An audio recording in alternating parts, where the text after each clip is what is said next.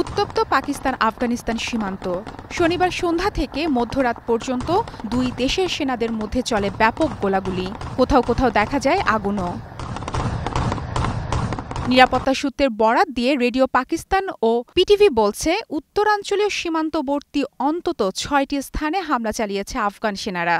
জবাবে পাক সেনারা সীমান্তবর্তী ১৯টি আফগান নিরাপত্তা চৌকির নিয়ন্ত্রণ নিয়েছে, যেখান থেকে পাকিস্তানের ভূখণ্ডে হামলা চালানো হয়েছে বলে দাবি করা হচ্ছে।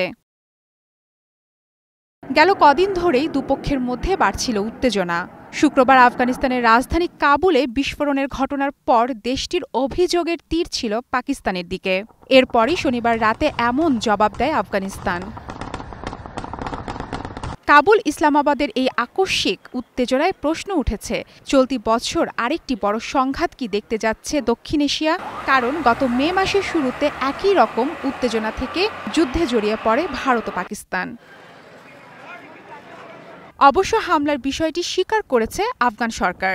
আল জাজিরার খবরে বলা হয়, দেশটির প্রতিরক্ষা মন্ত্রণালয়ের মুখপাত্র এনায়েতুল্লাহ খাওয়ারিজমি এক বিবৃতিতে দাবি করেন, পাকিস্তানের উপর্যুপরি হামলার জবাব ছিল এটি। হামলার পরপরই তীব্র প্রতিক্রিয়া জানিয়েছে পাকিস্তান। সামাজিক যোগাযোগ মাধ্যম এক্সে পাক স্বরাষ্ট্রমন্ত্রী মোহসিন নাকভি কড়া হুঁশিয়ারি দেন আফগানিস্তানকে। কোনো কারণ ছাড়াই আফগানিস্তান হামলা চালিয়েছে। এটি পুরোপুরিভাবে আন্তর্জাতিক আইনের লঙ্ঘন। এই ধরনের উস্কানি মোটেও সহ্য করা হবে না। পাকিস্তানি সেনারা সতর্ক অবস্থানে আছে। পাকিস্তান আফগানিস্তান উত্তেজনা যখন মুখোমুখি সংঘাতে রূপ নেয়, ঠিক তখন পাকিস্তানের চির প্রতিদ্বন্দ্বী ভারত সফরে গেছেন আফগান পররাষ্ট্রমন্ত্রী। ভারতও লুফে নিয়েছে আফগানিস্তানের তালেবান সরকারকে।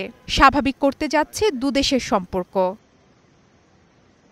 এদিকে চলমান উত্তেজনা যাতে বড় সংঘাতে রূপ না নেয়, সেজন্য সংযমের আহ্বান জানিয়েছেন বিশ্বনেতারা। দুপক্ষকেই শান্ত থাকার আহ্বান জানিয়েছেন ইরান, কাতার, সৌদি আরব সহ বিভিন্ন দেশ। মারফাতুন রুচি, স্টার নিউজ।